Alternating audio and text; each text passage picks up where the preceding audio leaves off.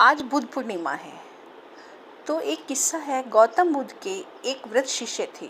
सरल और शांत स्वभाव के थे। वे बुद्ध के साथ रहते थे और वर्षों से उनका सानिध्य प्राप्त कर रहे थे। एक दिन बुद्ध ने उनसे पूछा, क्या आयु होगी आपकी? शिष्य ने कहा, यही कोई 70 वर्ष। बुद्ध मुस्कुराए और बोले, नहीं, आप सही उम्र नहीं बता रहे हो। यह सुनकर वृद्ध शिष्य चौंक गए। वे सोच में पड़ गए, क्या मुझसे कोई भूल हो गई? उन्होंने कहा, तथागत, मैंने अपनी उम्र सच ही बताई है। मैं बूढ़ा हो गया हूँ, दांत गिर चुके हैं, पोते पोतियाँ हैं, मैं 70 का ही हूँ। फिर आप ऐसा क्यों कह रहे हैं? बुद्ध ने बड़ी शांति से उत्तर दिया, तुम्हारी उम्र केवल 1 वर्ष है। अब शिष्य और अधिक व्याकुल हो गए। कैसे? उन्होंने पूछा। बुद्ध ने उत्तर दिया, तुमने जो 69 वर्ष दुनियादारी, इच्छाओं और भ्रम में बिताए, वे केवल शरीर के वश थे। उन्होंने आत्मा की यात्रा में कोई योगदान नहीं दिया। पर जब तुमने धर्म की राह पर कदम रखा, जब तुमने सच्चे अर्थों में साधना, ध्यान और आत्मचिंतन को अपनाया, तब से ही तुम्हारा जीवन वास्तव में शुरू हुआ।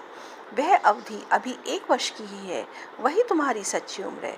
बुद्ध का ये संवाद सिर्फ एक वृद्ध शिष्य के लिए नहीं था, यह हर व्यक्ति के लिए है। बुद्ध का यह दृष्टिकोण हमें यह सिखाता है कि जीवन की गिनती वर्षों से नहीं, चेतना से होती है। वही समय मूल्यवान है जो हमने आत्मविकास, सदाचार और आत्मा की शुद्धि में बिताया है। हमें से कई लोग वर्षों तक केवल दिन काटते हैं, कभी नौकरी, कभी व्यापार, कभी पारिवारिक जिम्मेदारियां।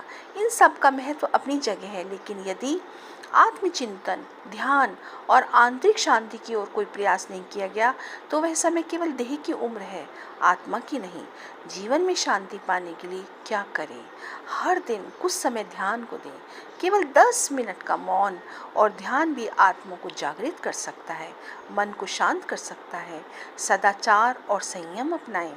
जीवन में नैतिकता और शुद्धता ही आत्मिक यात्रा की नींव है। अंतर्दृष्टि विकसित करें, केवल बाहरी दुनिया नहीं, भीतर की दुनिया को भी जानें। धन्यवाद।